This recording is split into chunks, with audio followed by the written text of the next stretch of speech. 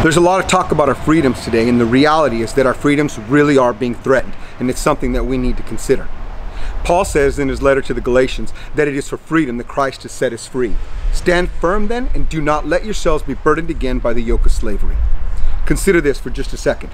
The Israelites were once slaves in Egypt. They cry out and God hears them. So God Yahweh sends Moses to go free his people. Moses goes, talks to Pharaoh, says, let God's people go. Pharaoh says, no way. These people are my workforce. I need them. They do a lot of good work.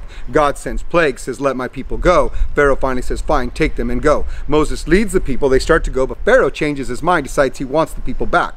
Pharaoh sends his army to go collect the people back. So the people are trying to outrun the army. They're stuck at the Red Sea saying, what will we do? What will we do? God parts the Red Sea. The Israelites cross safely to the other side. The Egyptians see this and decide they can do the same thing, try to cross. God closes the Red Sea on them, defeats the enemy, and frees the Israelites once and for all. It's an amazing, wonderful story that we live every day when God does this in us. But we often forget what happened on the other side.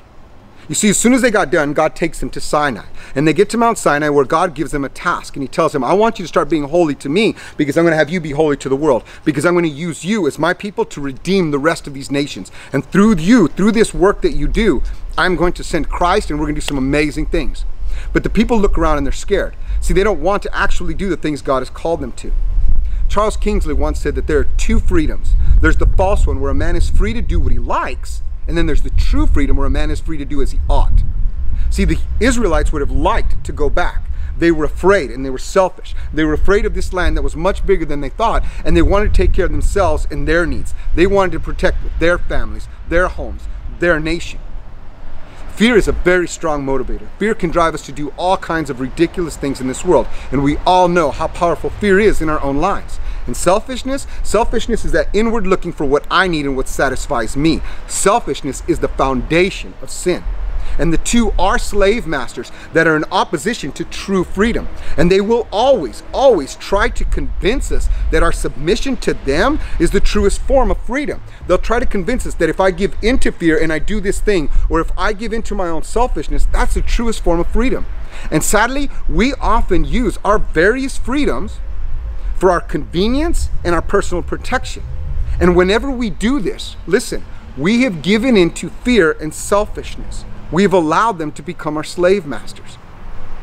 But what if true freedom is bigger than that? What if truly being free isn't just about what you can and what you can't do, but it's about being genuine, about being a glorious human being whose life inspires others? What if freedom is living in obedience to God, even when other methods seem more appropriate to a certain or a given situation? Jesus says, I tell you the truth. Whoever sins is a slave to sin. Any one of us who engage in sin, no matter what, if we look at the situation and say, well, I need to use a little bit of it here, and it's okay to engage in violence here, and it's okay to do this here. Whenever we give in to a little bit of sin, Jesus says, you're a slave to it. You don't get to work with sin. Sin isn't a willing partner. You are not in control of sin ever. If you engage in it, you are a sin to it. But because of his love for you, Jesus offers every one of us true freedom from sin. We can be free from sin. He says, so if the Son sets you free, you will be free indeed.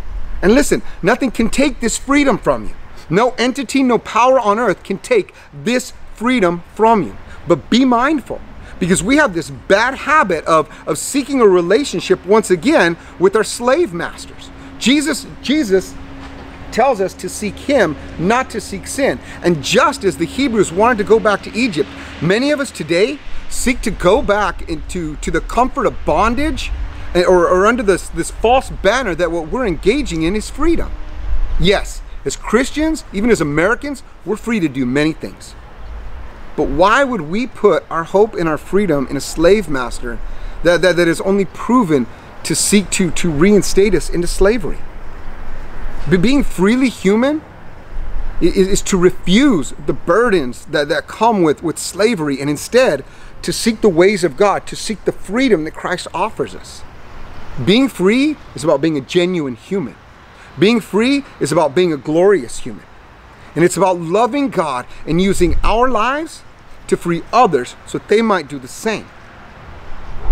Freedom isn't something that's just for you.